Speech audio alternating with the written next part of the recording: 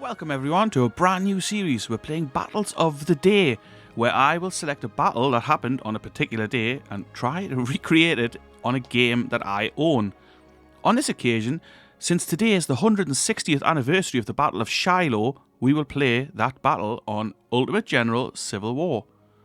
So we're going to try and recreate the Battle of Shiloh using their historical battle settings. It's been a long time since I've played this game. It used to be one of my favourites, and I have sunk quite a lot of hours into it, but it has been, I don't know, like maybe a year or two since I last touched this game. So, let's see how this goes. I might get me butt totally handed to us in this battle, or we may well win. I really don't know. That'll be part of the beauty of it. So we're going to go historical battle. There's several to choose from. Obviously, we're doing the Battle of Shiloh, like I said, and there's a few other ones. And this series won't just be American Civil War battles. It could be battles from all sorts of eras. I mean, I own somewhere around 150 games on Steam, so I'm sure there's something I'll be able to arrange for a lot of different battles. But anyway, today, here we are then. 160th anniversary, Battle of Shiloh, and we're going to play it. Obviously, the Battle of Shiloh is here, like kind of on the Tennessee border. Let's see what they have to say. April the 6th to the 7th, 1862. Major General Ulysses S. Grant has transported his Army of the Tennessee to Pittsburg Landing, anticipating the arrival of Major General Don Carlos Buell and the Army of the Ohio. Together, they will march on Corinth, that's Mississippi. Grant beds his army down for the night, resting them in encampments scattered across the countryside, totally unaware that the Army of the Mississippi, commanded by the Confederacy's finest general, well, I mean, that's a point of debate, I would say, Albert Sidney Johnston, will launch a massive surprise attack at dawn. So let's go. We're going to play as the Union in today's battle. We're going to play this battle on Major General level. That may well come back to haunt me and be a mistake. So, we have the basic information here. Again, it's just what I read just out just before there. We can see the army details, the weaponry. So this is the Confederate side. Obviously, our side is obviously the other side. So weapons-wise, pretty poor. Springfield muskets, 6-pounder field guns, and these things here, reboard farmer. So they're like pretty pants. 10-pounder ordnance. If you've never played this game before, it's really good, actually. It's very engaging. And I would encourage you to take a look at it if you're interested in this period. Yeah, so Springfield muskets pretty much all around for these guys. What have we got? Also Springfield muskets, so maybe that's just the basic setup here. Farmers. Yeah. So pretty poorly equipped armies, really, in the scheme of things, but it's still early in the war. This is the first kind of major battle in this area. So yeah, both sides fairly poorly equipped. Actually, I thought the Union side would have more rifled muskets, but apparently not. In terms of guns, we're looking at 6-pounder field guns, pretty much all around by the look of things. Napoleon's there. Ordnance, yeah, 10-pounder ordnance. Okay, so that's alright. We outnumber the Confederates slightly, but I believe we don't start with our whole force on the field. The reinforcements arrive. Certainly, historically, that's how it occurred. But let's get going. I've talked enough. We've transported our army via the Tennessee River to this location, Pittsburg Landing, and we are preparing to advance further south. We've spread out our encampments to guard a broader area for any possible rebel attack, starting from the west at Shiloh Church. Shiloh meaning place of peace, I believe. Ironic, since this is was at this point I think was the bloodiest battle in American history. More people died in this battle than had died in previous US wars. Combined, I want to say. I don't know if that's 100% true, but I think it is. We're expecting General Buell tomorrow. We will unite our forces and continue our offensive to southern soil. So here we are, then we're starting off. So this game kind of breaks the battles down into smaller sections, smaller scenarios, if you like.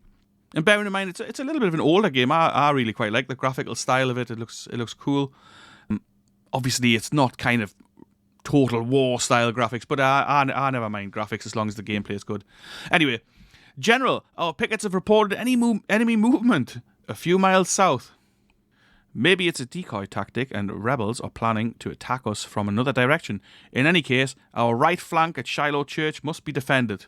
So as you can see here, we've got McCulloch's staff. So this is his General McCulloch, who's the division commander. This was before we had corps organised in the Union Army. It happened shortly after this, I believe. But anyway, so let's have a quick look. So that's McDowell's brigade, Buckland's brigade at the back here, and then Hildebrand and one I can't see on the right quite. But let's get going next. It would be wise to deploy some skirmishers to scout this area and understand the Confederates' true intentions. Mobilise your forces and stay alert. We have reserves to help with more troops if needed. Oh, so that's Peabody's brigade here. So let's get these guys into some sort of position because they're all in their camps here. We're going to use Buckland as a bit of a reserve. We're going to pop them here.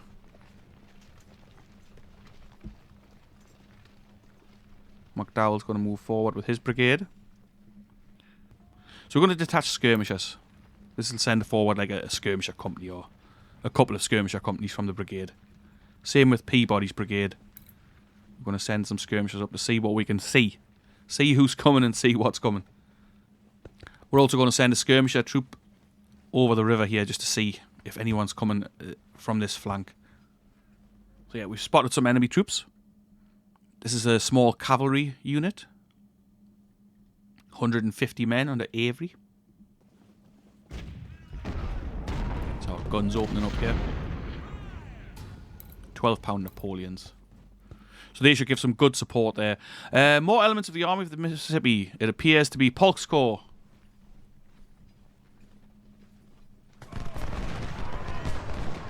More brigades of Polk's Corps arriving.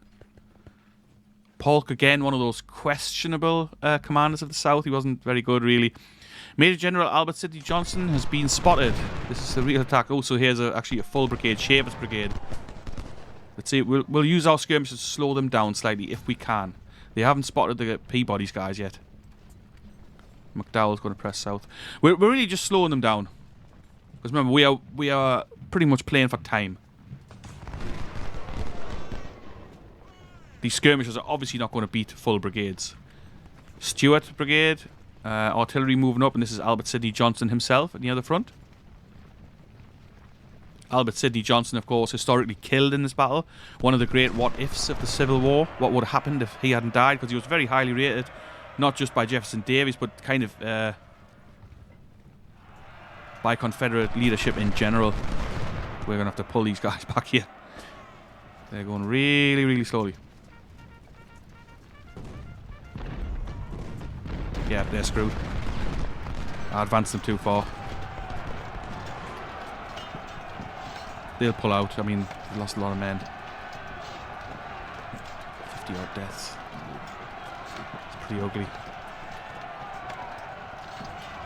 I guess this is where it comes in that I haven't played this game for a long time.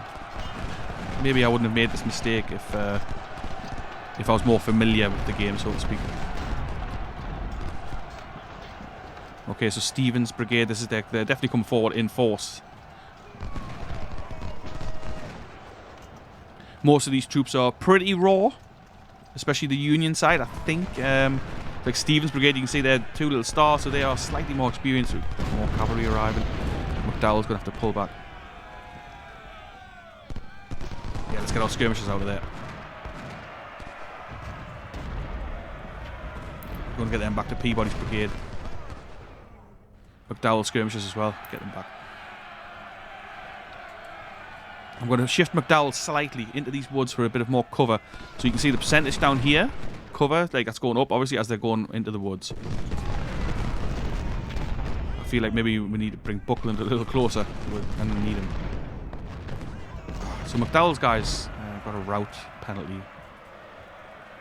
Even though really, I just want them to escape back to their brigade.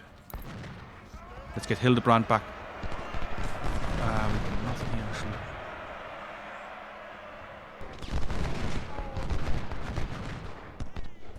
Shaver's going to take us here on the flank.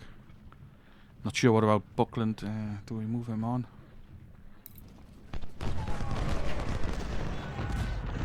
that's actually McCulloch's cavalry. Did I say before he was McClernand, man?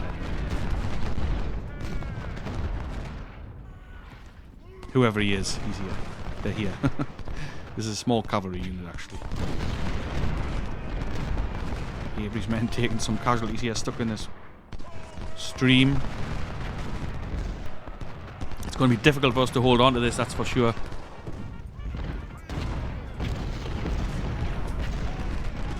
Claiborne's brigade moving up.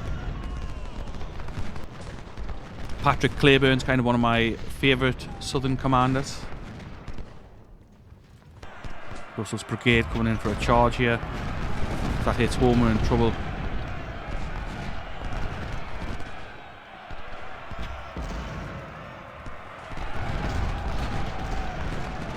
We need Buckland to hold. If Buckland doesn't hold this way, we're in trouble because they're going to push straight through for the objective. But yeah, that's okay.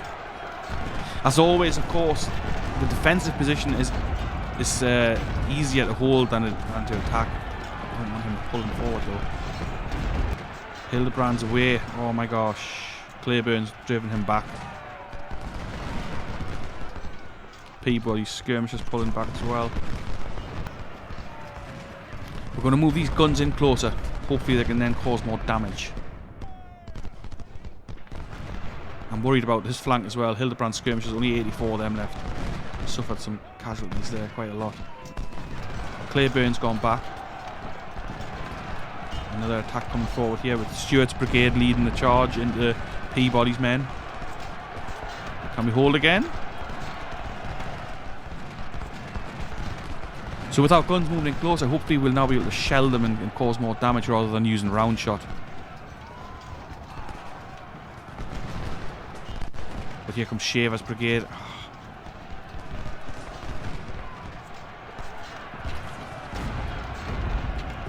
We've driven back Stuart with Peabody's brigade.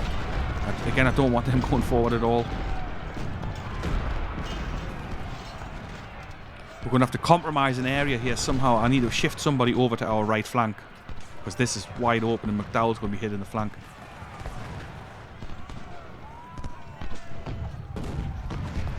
There, you see this fire coming in? It's causing way more casualties on the attacking Confederates. We can see the bodies littered here. Very bloody. That's Stuart driven back. Perhaps we're going to shift Peabody's skirmishers to the other side. Another nice feature I like in this game, you can just drag and select the route you want your men to take. Sometimes when you're playing these games, the guys who you command just seem to go any which way. It's Claiborne coming forward again. Here's Major General Hardy leading his corps. The Confederate army is organised into 4 corps in this battle. The Union's still using only the division system. Going to get Buckland skirmishers to fill this gap. Peabody skirmishers are going to go and help out on our right flank.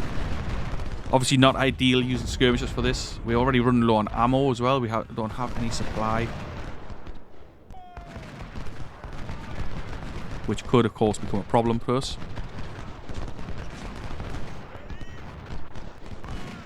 Infantry supply looking at around 50%.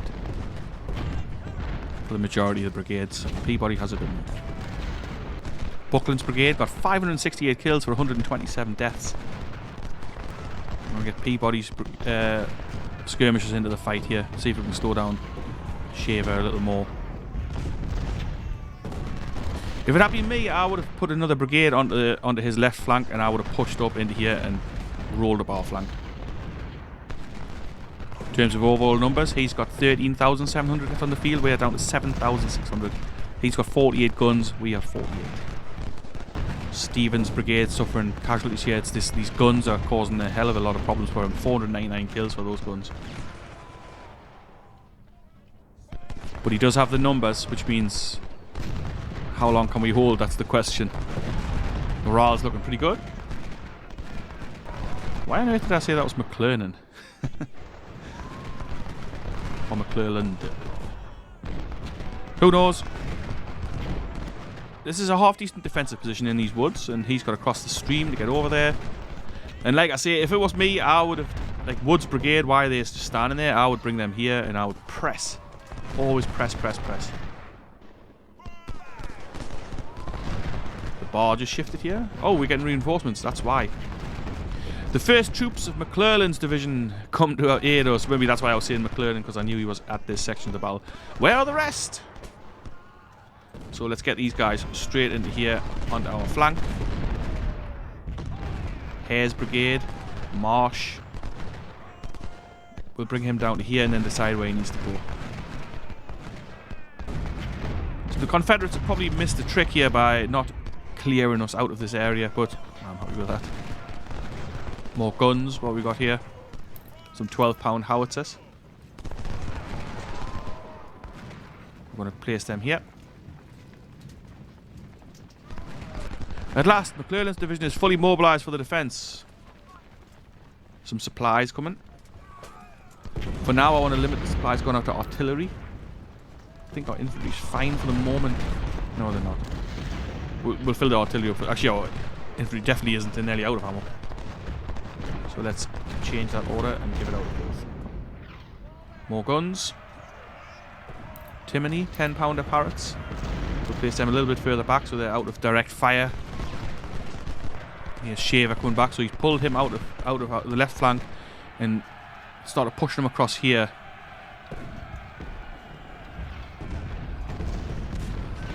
We'll keep Hildebrand skirmishers back a little for now.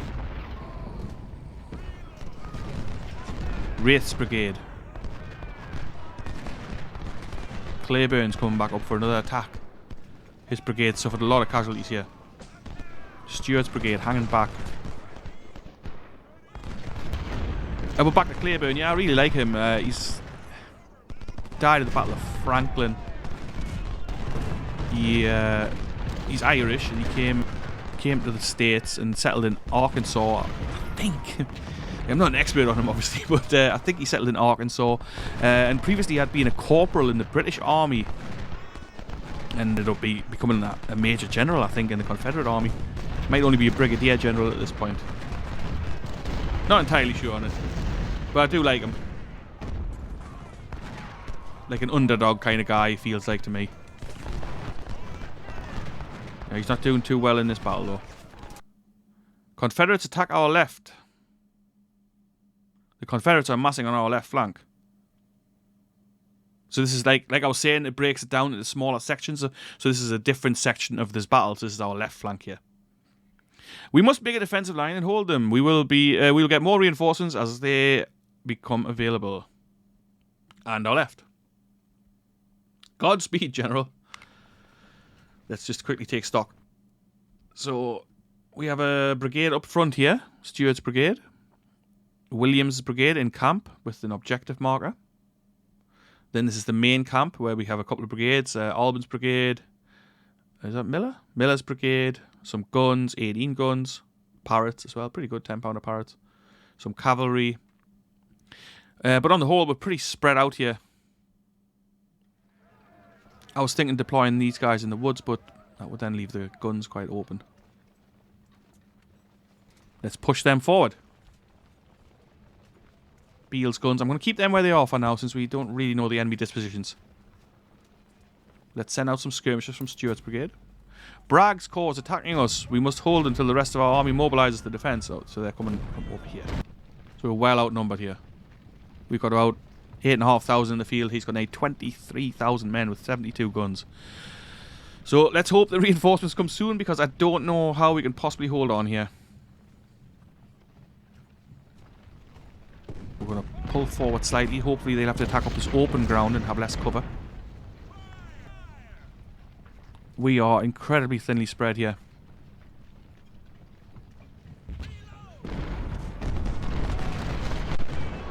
Going forward en masse now. Pond, Jackson, Chalmers, Anderson, Gibson's brigades all coming forward.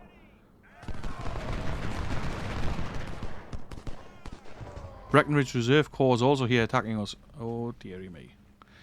Yep. Okay. So this is definitely going to be a tricky one. How on earth are we going to hold this? We'll soon find out. Yeah, Stuart's guys have had enough their way. Miller's men are kind of taking the fire from the artillery, which is fine for now. We'll let that happen. I thought I might have got a flank shot off into them, but it wasn't to be.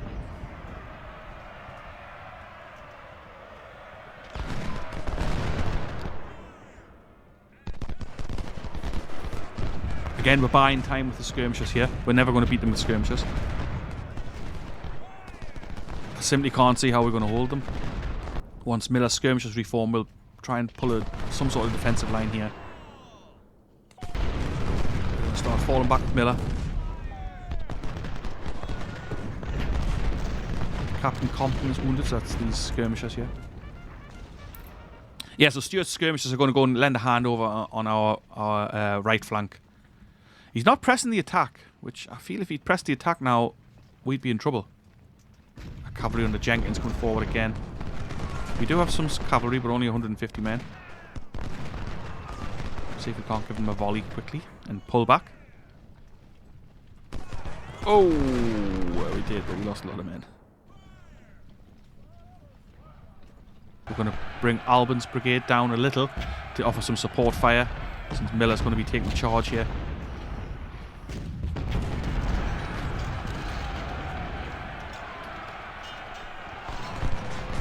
This is a decent position for Williams and Stewart. We should be able to hold this, I hope. Oh, and another brigade coming in here. Gibson's brigade. Miller's broken. We're in trouble. Doubt Albin can hold here either.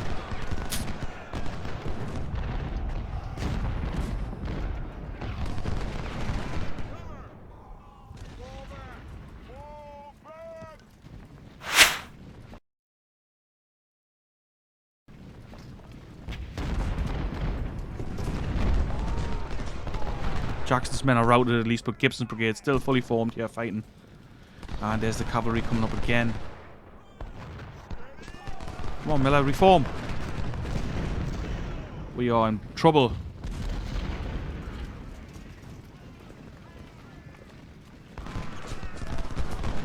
Another brigade coming up, another fresh one. We need reinforcements. Miller's reformed at least. Let's bring him straight back down. His morale's pretty low. Stuart skirmishers, I'm glad I brought them over because they just sent that cavalry off. More rebels spotted. Let's hope they're the last of them. Yeah, let's hope so. Albin still holding. More rebels.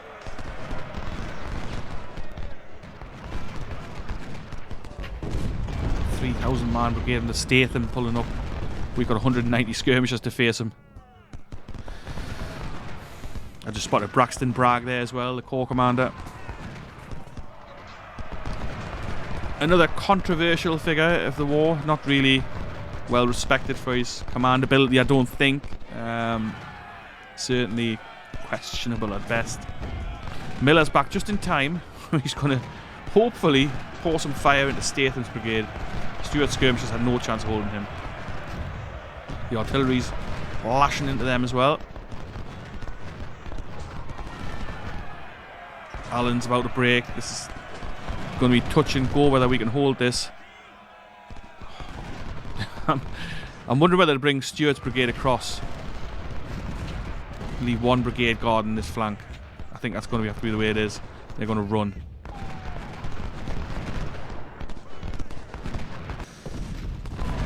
Miller's skirmishers flanked and pulling it back. Compton, he's not going to last either. Jenkins cavalry moving up again. Right, come on Stuart, let's go. If Stuart's brigade arrives just in time to take them in the flank, maybe we can hold this. Okay, let's get Wraith forward to pour fire. Albin forward. Oh no. I would say we're pretty much done here. So advancing Albin. Albin has made Gibson turn at least. Here we are. Stuart's going to be arriving. Let's pour some fire into that flank. Come on, come on. Oh, but there's another brigade as well. Oh my god. And then we've been flanked by Pond's brigade. Yep. We're in trouble here. Real trouble. And here they are attacking over this. Williams needs to hold.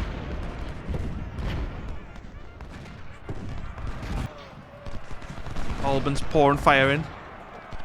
Let's hope he can keep it up. Miller's skirmishers have rallied themselves. Let's get some fire into Anderson's flank. Who's this? Oh, that must be Compton who's broken. Very difficult here, very difficult. Stuart's been pushed back.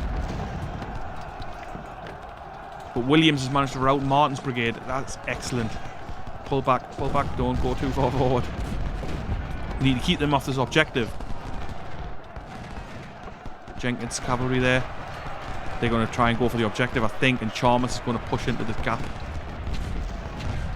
Oh no! Gibson's going to hit our flank. This is it, we are done.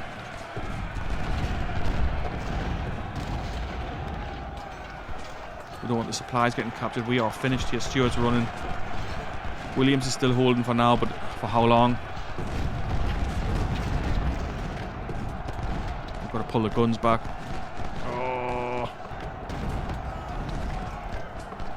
There's just too many of the rebels.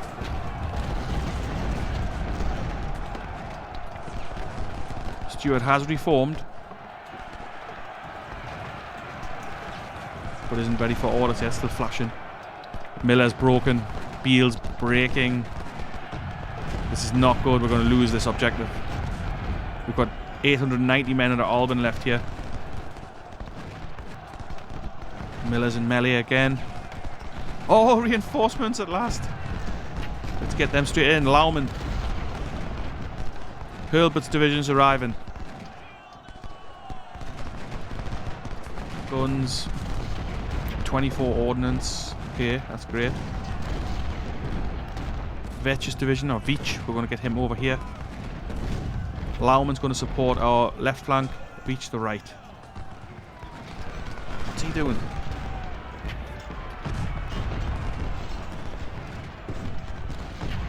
Colonel Samuel Beale's wounded. He's the commander of our artillery force here.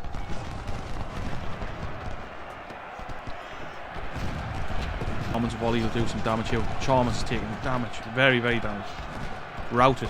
Excellent. Oh, but we are also suffering. WHL Wallace delayed, but is finally here to help us. Oh, here we go. We're getting some numbers. That's good. So we're going to pull them in. Somehow flanked by Statham because they're just walking straight past them. I mean, seriously?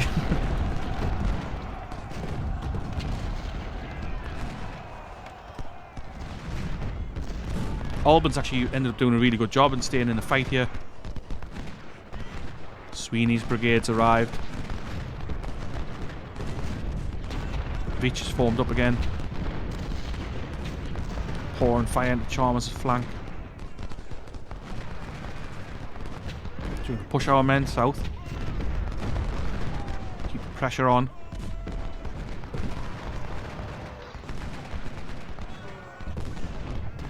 So the Confederates haven't managed to break us. We've got MacArthur's brigade here. We're going to push them in. Fresh troops. Miller suffered quite a lot of casualties, but they did manage to hold quite well. Sweeney, we're going to push on. We're going to again keep up the pressure. Always keep up the pressure here, where possible, when we have the manpower. So I think this has gone a bit better than historically for the Union. It was touch and go for a second. If you've been watching my other series, I've been playing Grand Tactician of Civil War, which is another game I really like.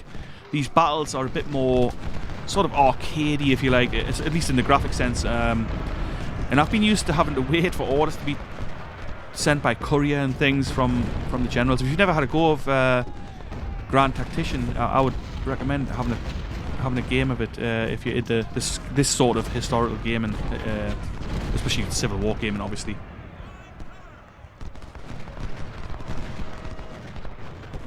Perhaps a little oddly for someone from northeast England, I've always been into the Civil War from as long as I can remember. Been hooked on it since I was, I'm not sure, like 13, maybe 14. Shiloh must be secured. Bit of a glitch there. So we're back to this other section of the battle here. Remember, with McDowell and Peabody skirmishers and people like that. The rebels fiercely attacked our right, but we can hold them. Don't let them advance further. Delay them, and if practical, hold Shiloh Church. Yeah, let's try it. So we're back in this first section of the battle.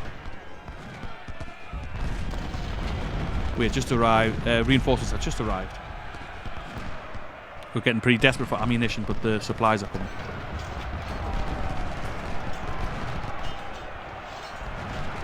General Grant has arrived to oversee our defence. Excellent. Don't pursue. Don't pursue. Right, so I'm feeling pretty confident here. I'm not sure whether to push forward, but maybe not.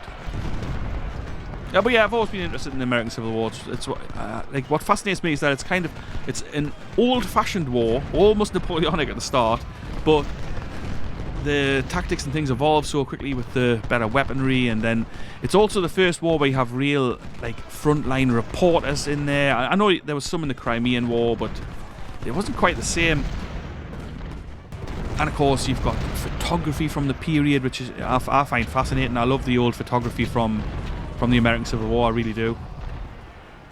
So Grant has arrived. Our supplies have arrived. Reinforcements have arrived. We're going to push Wraith forward a little. Peabody's brigade, over 1,000 kills here. The way this is going, this Battle of Shiloh might not even go to the second day. The Confederates really haven't made much in the way of inroads here. And remember, this is on the hardest difficulty. So I'm not saying I'm an expert or anything, but yeah, this is as hard as this game gets. Although fighting defensively, like I always say that in Grand Taxation as well, fighting defensively obviously is much easier than attacking. Plus, I'm already saying I've pretty much won this battle, but it certainly isn't over. I could still throw this away for sure. Confederates are down to 9,600 men in the field. We're sitting on 13,000. Let's press in. We're going to send Peabody's men onto that flank. Just to give you an idea of the amount of fire that Peabody's brigade's taken from artillery there. I mean, just crazy. It's a morale hit for them. I've pulled them forward too far. So I'm sending McCulloch's cavalry down here to see if we can't find their artillery that's given us such a hard time over here. Is it Triggs' brigade? I'm not sure. Oh, there's fire come from down there. So let's see if we can give them a bit of a headache here.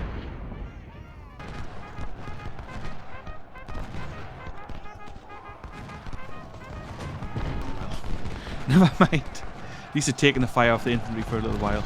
Almost empty. I'm going to send them down here to give these units a bit of supply. There's the remnants of the cavalry retreating.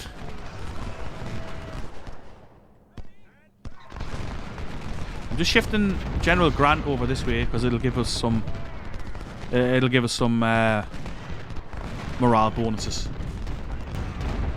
We don't particularly want to push forward. We don't need to. Not here, anyway. We're almost out of supplies. Only a tiny bit left, but it should be enough to give these guys a little bit extra ammunition. Alright, so Russell's brigade's pulling back, so maybe we can get Buckland onto this flank and move Marsh forward in here. 1,300 kills for that artillery battery. Crazy. That's it for the supplies. Didn't get much out, but a little bit. I would say we've got this won. Hopefully I didn't jinx this, but it looks like I've got it won.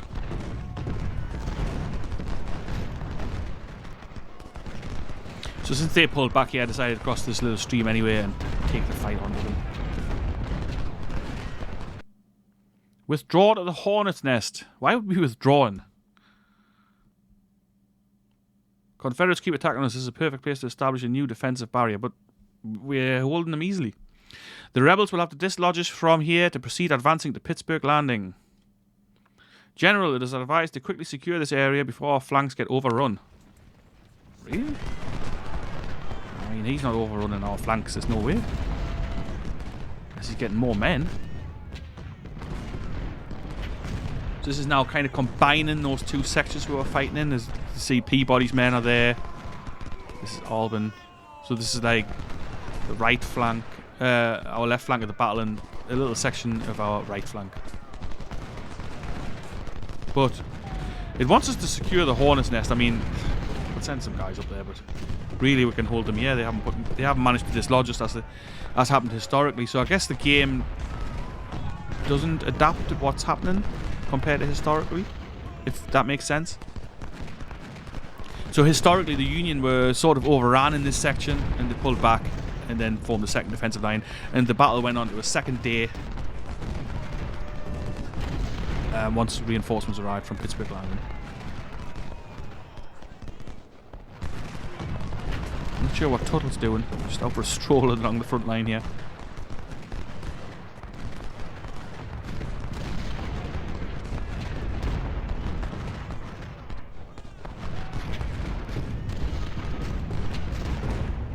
Maybe we ought to pull some men back. I mean, Peabody's going back there, but I don't think I want to pull any of these other men back.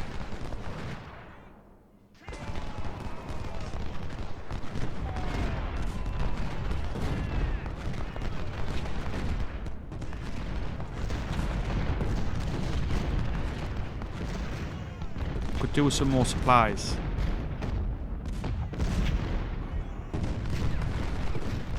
Empty. Empty. Well, just have to make do. Oh, Tuttle's routed. I mean, not surprised. He's wandering around the front line there.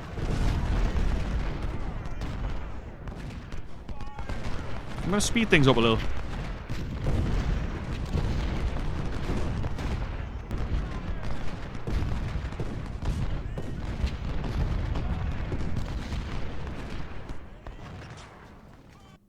Hold Pittsburg Landing. Well, we are. The defensive position. We have to establish the last line of defense. Last line of defense. We're winning this battle. They haven't managed to penetrate us at all.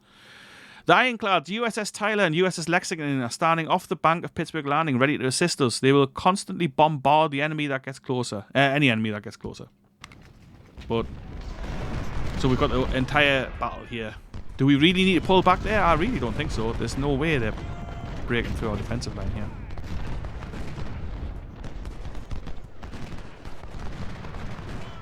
Got some guns entrenched up there. We'll send Peabody back to hold it just in case.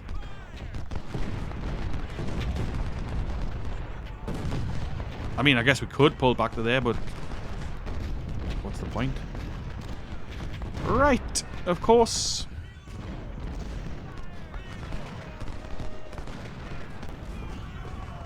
So we're going to station Peabody's men up here just to make sure nothing like this happens, basically. But we're not pulling back. We're running low on ammunition, that's the main problem, really. We have 29,000 in the field, he has 22,000.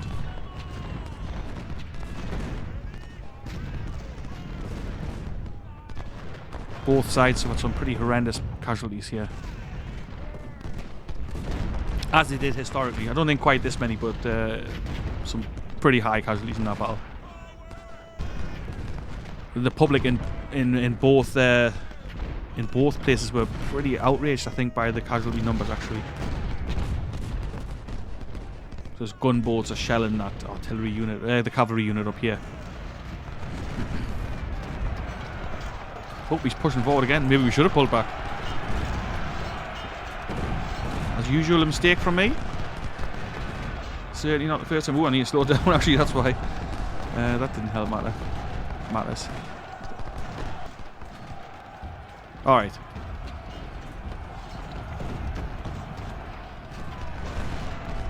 Let's start pulling back the objective.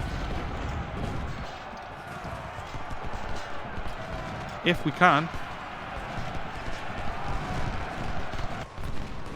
Colonel Nelson Williams is killed. I guess if we pull back up here, we'll have those gunboats to support us, and it's a much stronger defensive position. It'll save us losing more men. So we can see the battlefield all scarred up here with the cannon impacts, the shell impacts and cannonballs and whatnot.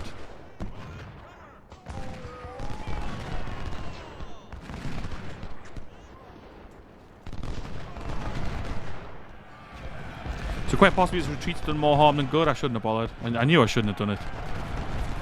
Don't know why I second-guessed myself. I popped Russell's brigade in here just to slow them down. Nelson's division from Buell's corps arrived. More reinforcements. I mean... Yep, excellent.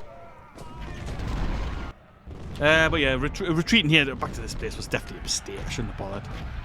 And I knew I shouldn't have done it, but I still did. Yeah. They're coming in range of the gunboats now. Taking some fire from there. An hour left in this battle. I don't know if it'll go to the second day. But we definitely took unnecessary casualties by retreating. I shouldn't have bothered.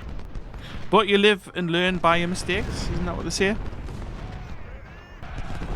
So those guns out the front are being overrun. But actually we've held it. I've still got this on fast speed. 18,000 left in the field for them, 31,000 for us. I mean, this is over.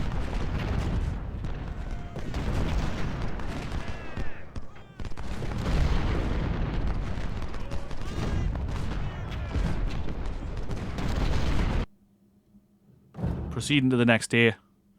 21,000 men left for him, 59,000 for us.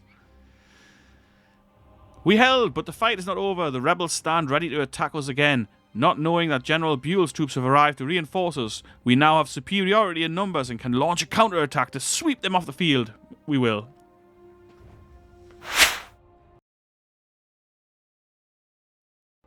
Right, so we're back here with day 2 of the Battle of Shiloh. We've just finished day 1. We absolutely held our defensive position. We now outnumber the Confederates almost 3-1 in soldier numbers, so we're going to be very aggressive here. It's likely I've spliced this together as one video. I had intended on making 2, but I think I'll make just a 1. But if you're watching this in 2 parts, I've changed my mind.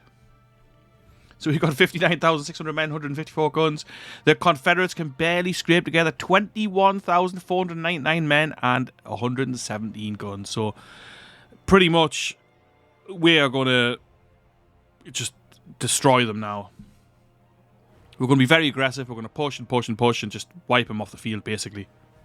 We fought desperately yesterday and managed to hold Pittsburg Landing. Our heroic fighters did not let the rebels advance further. All of General Buell's brigades are now here, so we can initiate a counter-attack to sweep the Confederates away from the field. And that's exactly what we're going to do.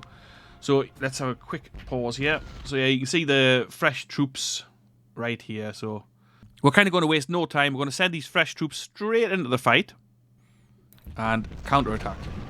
I mean, we never even lost these objectives, so they're still showing as ours. 3 hours and 55 minutes. So basically, we've just got to push them off the field. And that is precisely what we're going to do. Historically, while, of course, this was a really bloody battle, it was not as bloody as this one is on here. I mean, the Confederates fielded 33,000 men, now sitting with 18,500.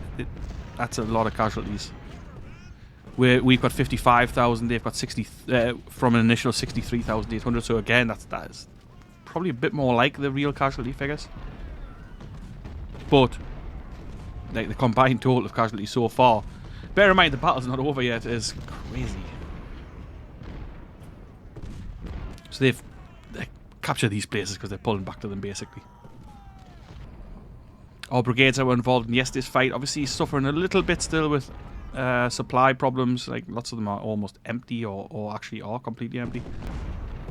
It's going to take us a little while to get our men moving. Don Carlos Buell can go forward with his men. Cavalry Commander Forrest has been spotted. Nathan Bedford Forrest, yeah. Oh, that's the cavalry I sent out on our flank there. Ran into some artillery. I'm sending Peabody out onto the flank to keep an eye on Forrest's brigade. These guys have got no supply, but you know, we need someone there. And they were the closest.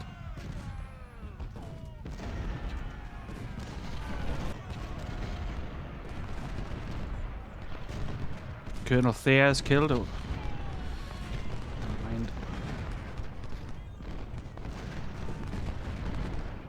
It's a little harder than I was anticipating. The Confederates are putting up a defensive fight.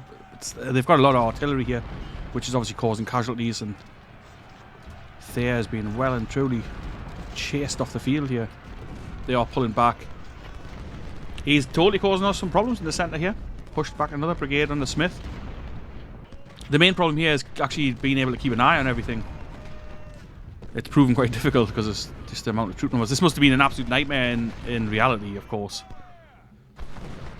Trying to coordinate movements of this amount of troops, especially for officers who weren't like really military trained in large part, especially amongst the Confederates at this point. Obviously some of them were, but not all of them, that's for sure. Supply empty again already. So they're kind of falling back to these objectives.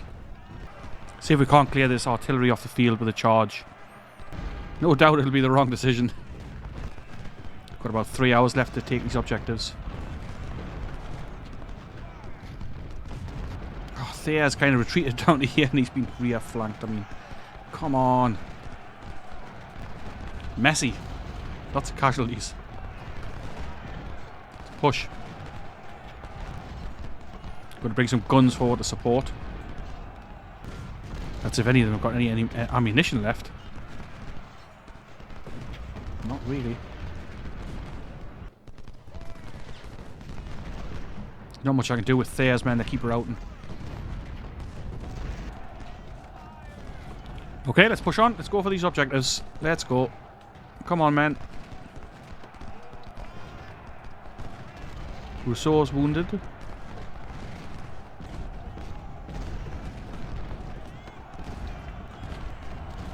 Clearing out this artillery, but it's taking a long time. Our men are exhausted.